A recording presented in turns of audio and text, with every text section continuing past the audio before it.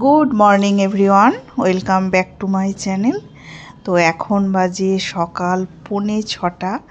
তো এখন থেকে আমি আমার ব্লগটা শুরু করলাম। তোমরা আমার সঙ্গে থাকো, আশা করি তোমাদের ভালো লাগবে। আজকে মেয়ে স্কুল যাবে, তা প্রথমেই মেয়ের টিফিনটা রেডি করে দিলাম, দেখতেই পেলে।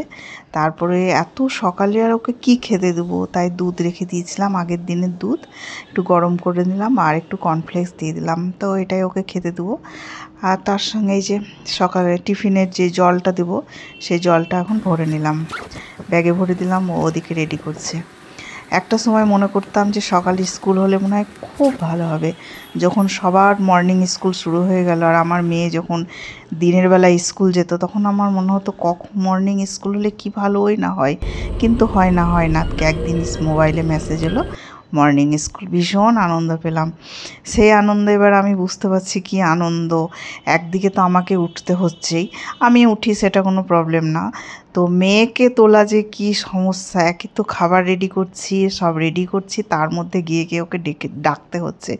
ডাকতে মানে এক একদিন 6:45 উঠে পড়ছে, আর এক একদিন 5:30 উঠছে। যেদিন 5:30 উঠছে সেদিন তো ঠিকঠাকই আছে, আর যেদিন ও 6:45 বাজিয়ে দিচ্ছে, তাহলে চিন্তা করো কী অবস্থা। খাবে না মুখ ধোবে না ড্রেস পরবে।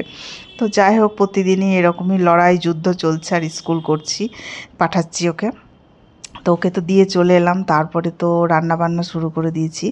আগের দিন রাত্রে মেথি ভিজিয়ে রেখেছিলাম, সেটা খেলাম। সকালে খেতে টাইম পাইনি। ওই যে বলছি, মর্নিং স্কুল শুরু হতে যে কত রকম আবার অসুবিধা শুরু হয়েছে কি বলবো। সকালে হাঁটাটা মোটামুটি বন্ধই হয়ে গেছে, মানে বলতে পারো। মাঝে মধ্যে সময় পেলে যাচ্ছি না তো যাচ্ছি না। ওদিকে কিছুটা রান্না বসিয়ে দিয়ে এলাম, এদিকের বিছানার অবস্থা বেহাল, কিছুটা সামলে নিলাম, কারণ স্নান করে পুজো করব। তো তার জন্য এই রান্না করছি আর কিছুটা করে ঘরবাড়ি পরিষ্কার করছি। তারপরে দেখো, ওর মতো খাওয়া দাওয়া করে চলে গেল অফিসে। স্নানও করে নিলাম আমি।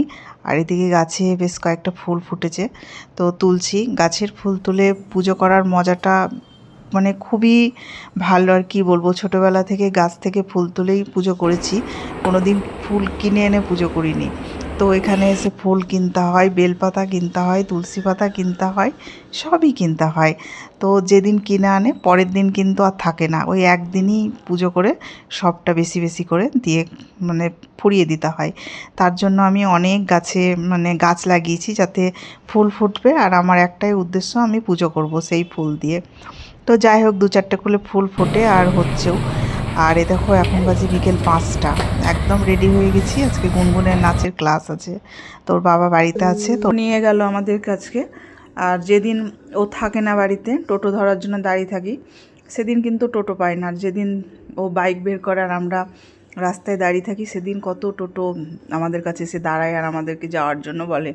এরকমটাই হয় আর কি। তো নাচের ক্লাস হয়ে গেল আর এখন আমরা বাড়ি ফিরছি। তো বাড়ি ফিরে আমরা আর বাড়ি ঢুকলাম না, কারণ আমরা আমাদের নিচে যে মলটা আছে ওই মলে যাব, কিছু কেনাকাটা করব।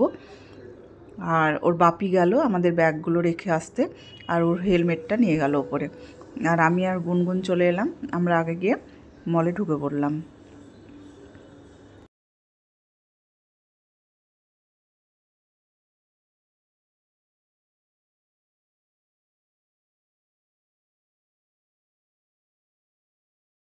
তো আমি আর গুনগুন তো আগেই চলে এসেছিলাম মলে, আর ওর বাপি তো পড়ে গিয়েছিল।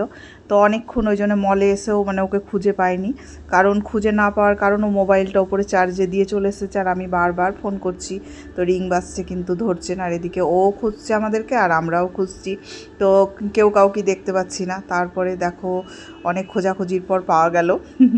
আর এখান থেকে আমি একটা ধূপকাঠি নিচ্ছি, কোনটা নিব তাই ভাবছি। তা আগের বার যেটা নিয়েছিলাম সেটাই নিলাম, কারণ আগের বারের সেন্টটা খুব ভালো ছিল। তো এরকম টুকটাক করে কেনাকাটা করতে করতে ওর বাবার সঙ্গে দেখা হলো তারপরে। আর এদিকে গুনগুন নাচের ক্লাস থেকে এসেছে, তো ভীষণ ঘেমে গেছে। একটা ফ্যান চলছে, আমি বলছি ওইখানে তুই দাঁড়িয়ে থাক ফ্যানের নিচটায়। তো কিছুক্ষণ দাঁড়ালো, তো দাঁড়াতে দাঁড়াতে গরম লেগেছে বলে ও আবার আইসক্রিমের কাছে চলে গেল। তো কেনাকাটা সবই হয়ে গেল, কিন্তু বিল দিতে একটু আমাদের দেরি হয়ে গেল। তো আজকের ভিডিওটা কেমন লাগলো অবশ্যই জানিও। তোমরা ভালো থেকো, সুস্থ থেকো, টাটা।